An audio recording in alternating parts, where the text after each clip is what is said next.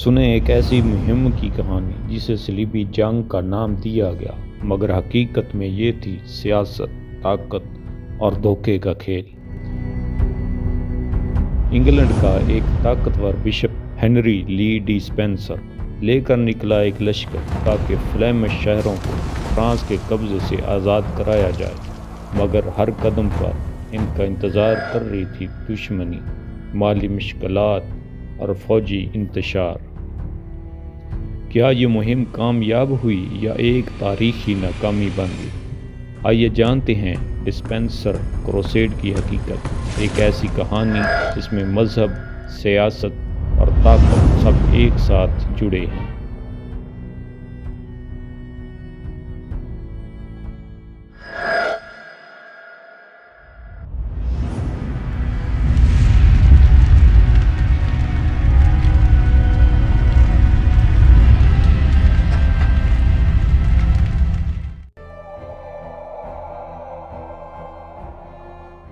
صلیبی جنگوں کا آغاز 1095 عیسوی میں ہوا، جب پوپ اربن دوم نے یورپی مسیحیوں کو مسلمانوں کی زیر حکومت مقدس سرزمین خصوصاً یروشلم اور ارد گرد کے علاقے واپس لینے کی مہم چلانے کی دعوت دی۔ عمومی طور پر تاریخ دان زیادہ تر صلیبی جنگیں 1095 عیسوی تا 1291 عیسوی تک کوئی سمجھتے ہیں، جب عیسائی ریاستیں مشرق وسطیٰ میں آخر کار زوال پذیر ہوئیں۔ البتہ صلیبی تحریک وقتاً فوقتاً 14ویں سے 15ویں صدی تک مختلف صورتوں میں جاری رہی۔ یہ ضروری ہے کہ یہ بات واضح ہو کہ عیسائی ممالک نے ہمیشہ ایک ہی مذہب ہونے کے باوجود باہم سیاسی، علاقائی، مذہبی اختلافات کی بنا پر لڑائیاں کی۔ عیسائیوں کے اندر جنگیں دینی اختلافات، فرقہ واریت، سیاسی و علاقائی اقتدار، تخت و تاج کے دعوے اور اقتصادی مفادات کی بنیاد پر ہوئیں۔ نتیجتاً یورپ کے نقشے بدل گئے، طاقت دین کی بجائے ریاست یا بادشاہت میں منتقل ہوئی، اور وقت کے ساتھ ساتھ ریاستوں اور فرقوں نے نیا سیاسی و جغرافیائی توازن قائم کیا۔ ان میں سے مشہور جنگوں کی تاریخ ہم آئندہ آنے والی ویڈیوز میں پیش کرنے جا رہے ہیں۔ مسلسل اپڈیٹس کے لیے ہمارے ساتھ جڑے رہیے۔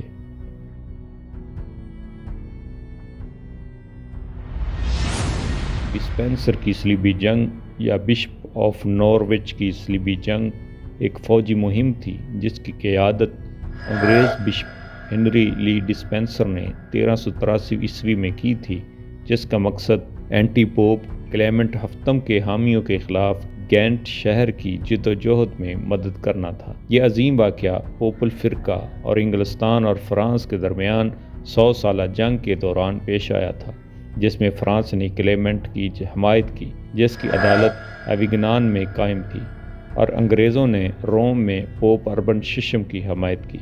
اس ڈسپینسر کی صلیبی جنگ کے معاصر نقادوں میں جان وائکلیف اور تاریخ نگار جین فروسٹ تھے۔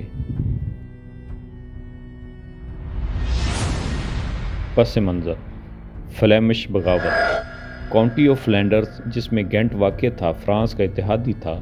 اس کے علاقے کا کچھ حصہ فرانس میں تھا اور کچھ حصہ مقدس رومی سلطنت میں تھا۔ ستمبر 1379 میں فلینڈرز میں سب سے پہلے بغاوت شروع ہوئی، پھر جنوری 1382 میں گینٹ کے شہریوں نے اپنے کاؤنٹ یعنی لوئس دوم آف مالے کے خلاف بغاوت شروع کی، جو فرانس کے حامی تھے۔ فرانس کا اس فلیمش علاقے پر مضبوط اثر تھا، اور اس بغاوت کے آغاز کا ایک بڑا سبب یہ تھا کہ فلیمش عوام اور تاجر انگلینڈ فلیمش تجارتی تعلق کے نقصان سے پریشان تھے۔ فلیمش لومز کے لیے انگریزی اون ایک بڑی برآمد تھی۔ گینٹ نے بروکلس، لیون اور دیگر شہروں سے مدد لی اور عوامی احتجاج نے طاقت پکڑی۔ اب انہوں نے انگریزوں سے مدد کی درخواست کی، جبکہ لوئس نے انگریزی درآمدات کو روکنے کی کوشش کی۔ فلپ وین آٹویلڈ کی قیادت میں فلیمنگز نے بیورہارس ویلڈ کی لڑائی میں لوئس کو فلینڈرز سے بے دخل کر دیا اور بروگز کو اپنے قبضے میں لے لیا۔ اب لوئس نے جلد ہی اسے واگزار کرانے کے لیے فرانسیسی فوج کے ساتھ 27 نومبر کو روزبیک کی جنگ میں گینٹ کی ملیشیا کو فیصلہ کن شکست دی، جہاں فلپ مارا گیا اور شہر کو لوئس کی شرائط کو قبول کرنے، کلیمنٹ کو جائز پوپ تسلیم کرنے اور انگریزوں کے خلاف جنگ میں مدد کرنے پر مجبور کیا گیا۔ کینٹ کا بحری بیڑا انگلینڈ فرار ہو گیا جہاں اس نے جنگ جاری رکھی، جبکہ باغی کمانڈر فرانس سیکرمین نے اپنے مقصد کے لیے انگریزوں کی حمایت حاصل کرنے کے لیے بات چیت کرنے کی کوشش کی۔ فرانس کا چارلس ششم بروگز میں داخل ہوا اور انگریز تاجروں کا تمام سامان ضبط کر لیا۔ پارلیمانی بحث 1383 کو اکتوبر میں انگلش پارلیمنٹ نے اس مہم کے مالی اور عسکری پہلوؤں پر غور و خوض کیا تھا، جس میں دو متضاد تجاویز زیر غور آئیں۔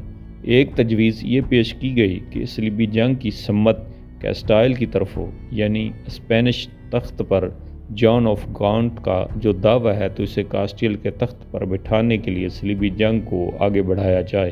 ایوان بالا نے اس کی تجویز کی حمایت کی، بعد میں ہاؤس آف لارڈز نے بھی اس کی حمایت کر دی۔ دوسری تجویز یہ تھی کہ مہم کی سمت فلیمش علاقوں کی مدد کی طرف ہو، یعنی گینٹ اور اس کی بغاوت کی پشتیبانی کی جائے۔ اس تجویز کی نچلی جماعت یعنی ہاؤس آف کامن نے حمایت کی۔ مؤخر ذکر آپشن فلینڈر کا راستہ کی منظوری ہوئی، پارلیمنٹ نے فنڈنگ کی منظوری دی اور ناروچ کے بشپ ہنری لی ڈسپینسر کو صلیبی جنگ کا رہنما مقرر کیا۔ بشپ نے اروینڈل کو اپنا لیفٹیننٹ اور مہم کا سیکولر لیڈر ماننے سے انکار کر دیا۔ کچھ ساتھیوں نے صلیبی جنگ کو فرانس پر رچرڈ دوم کے دعوے کو خطرہ قرار دیتے ہوئے تنقید کا نشانہ بنایا۔ مہم کی انتخاب میں اعلیٰ طبقے یعنی لارڈز اور نچلے طبقے کامنز کے مفادات مختلف تھے، جس سے پارلیمنٹ کے اندر طبقاتی اور سیاسی تقسیم کا عکس ملتا ہے۔ منصوبہ بندی اور تنظیم، پوپ اور کلیسائی کردار۔ 1378 کے اوائل میں کارڈینل پیٹرو نے امید ظاہر کی کہ رچرڈ دوم کی بوہیمیا کی این سے شادی کے ذریعے انگلستان اور مقدس رومی سلطنت کے درمیان فرانس مخالف اتحاد قائم ہو سکتا ہے، تاہم بوہیمیا کے باشندوں نے فرانس کے خلاف جنگ میں جانے سے انکار کر دیا۔ 1379 میں ڈسپینسر نے اربن چہارم کا بیل نیوپرکمونیا شائع کیا، جس میں کلیمنٹسٹوں کے خلاف عام صلیبی جنگ میں عطیات دینے یا شرکت کرنے کے بدلے میں لوگوں کو عام معافی کا وعدہ دیا گیا۔ اس جنگ میں عورتوں نے زیورات اور گھریلو سامان تک نچھاور کر دیا۔ مارچ 1381 میں دو بیلوں کے ذریعے اربن نے ڈسپینسر کو انگلستان میں اینٹی کلیمنسٹ صلیبی جنگ کا انچارج مقرر کیا اور اسے یہ اختیار دیا کہ وہ عیش و عشرت اور پادریوں کو شرکت کرنے کے لیے تقسیم کرے۔ 15 مئی کو ایک اور بیل ڈگنم سینسمس نے ڈسپینسر کو انگلستان کے دونوں آرک ڈیوسس کینٹربری اور یارک میں صلیبی جنگ کی تبلیغ کرنے اور اپنے پیغام کے مخالفین کے خلاف کارروائی کرنے کا اختیار بھی دیا۔ یہ تینوں بیل اگست 1381 میں انگلستان پہنچے۔ 21 دسمبر 1382 کو لندن کے اولڈ سینٹ پال کیتھیڈرل میں ناروچ کے بشپ نے صلیب لی اور رسمی طور پر صلیبی جنگ میں جانے کا عہد کیا۔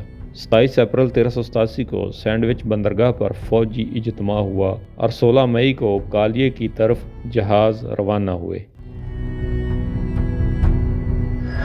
پوپ اربن نے اس مہم کو کافر یا خارج کے خلاف صلیبی مہم کا درجہ دیا، اس لیے اس کے لیے معافی اور مالی تعاون کی مہم چلائی گئی۔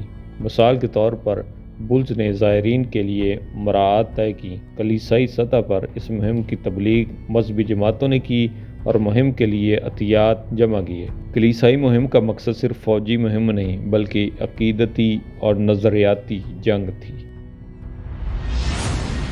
شاہی اور پارلیمانی۔ شاہی خزانے نے کمانوں اور تیروں کی خریداری کی ذمہ داری سنبھالی۔ عوامی مالیات کی نگرانی ڈسپینسر کے خزانچی رابرٹ فولمیئر اور لندن کے ایک مرچنٹ سر جان فلپورٹ کے ذریعے کی جاتی تھی، جس نے مہم کے بینکر کے طور پر کام کیا۔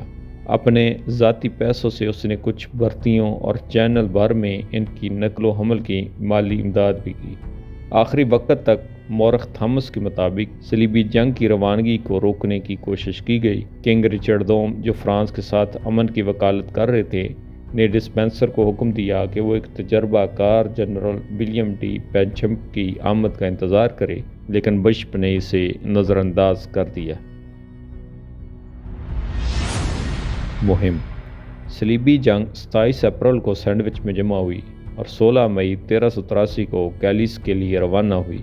کیلیس پہنچنے والے پہلے صلیبی صرف چند دن ٹھہرے تھے۔ اس سے پہلے پوری قوت چینل کو عبور کر چکی تھی۔ بشپ نے ان کی قیادت گریولائنز پر ایک کامیاب حملے میں کی۔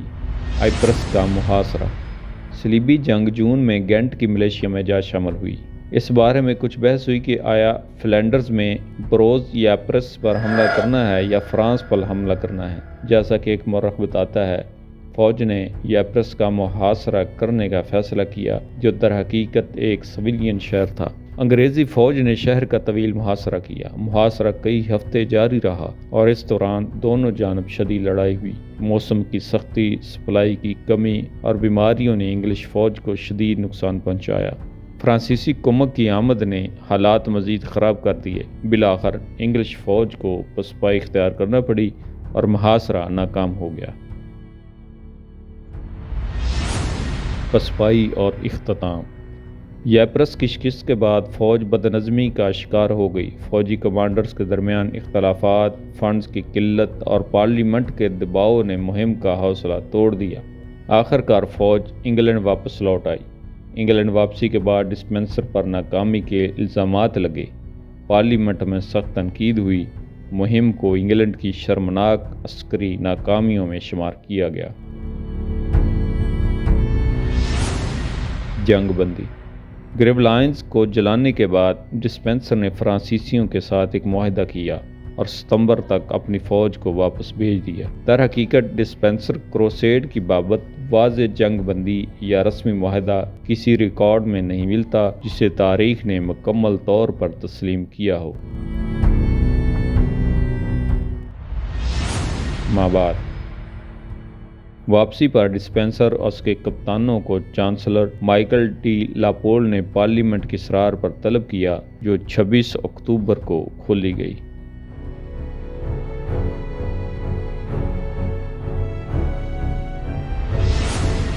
ڈسپینسر کا مواخذہ۔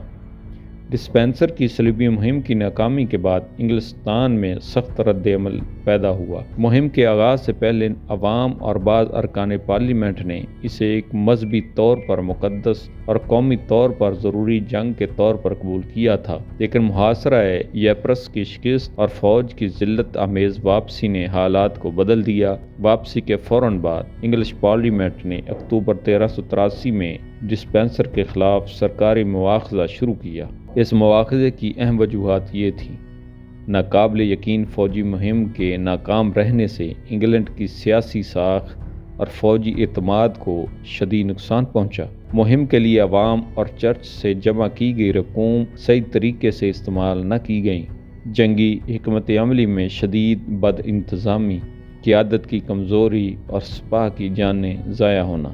وہ مذہبی مہم کو ذاتی اور سیاسی فائدے کے لیے بھی استعمال کرتے رہے۔ پارلیمانی کارروائی۔ پارلیمنٹ نے ڈسپینسر کے خلاف سخت تنقید کی، اسے عہدے سے برطرف کرنے اور جرمانے کی تجویز پیش کی گئی۔ عدالت نے فیصلہ سناتے ہوئے اسے آئندہ کسی فوجی مہم کی قیادت سے روک دیا۔ مہم کے اثرات کے باعث بادشاہی دربار اور چرچ کے تعلقات میں شدید تناؤ پیدا ہوا۔ نتیجہ: ڈسپینسر نے عوامی حمایت اور سیاسی مقام کھو دیا۔ اس کے خلاف مہم کو انگلینڈ کی تاریخ میں پارلیمانی طاقت کے بڑھنے کی ایک مثال سمجھا جاتا ہے۔ تاریخی اہمیت۔ ڈسپینسر کا مواخذہ انگلش پارلیمنٹ کی بڑھتی ہوئی طاقت کا آغاز سمجھا جاتا ہے۔ یہ بادشاہی اور چرچ کے اختیارات میں نئے سیاسی توازن کی بنیاد بنا۔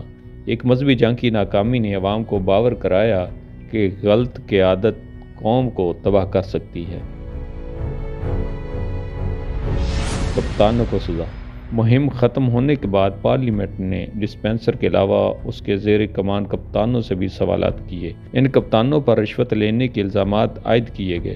انہیں الزام تھا کہ مہم کے دوران انہوں نے تقریباً 18,000 گولڈ فرانک کی رشوتیں وصول کیں۔ الزام لگایا گیا کہ وہ اس رقم کو جواز فراہم کرنے کے لیے یہ کہہ رہے تھے کہ انہیں قیمتی گھوڑے چھوڑنے پڑے، اس لیے ان کو معاوضہ دینا چاہیے تھا۔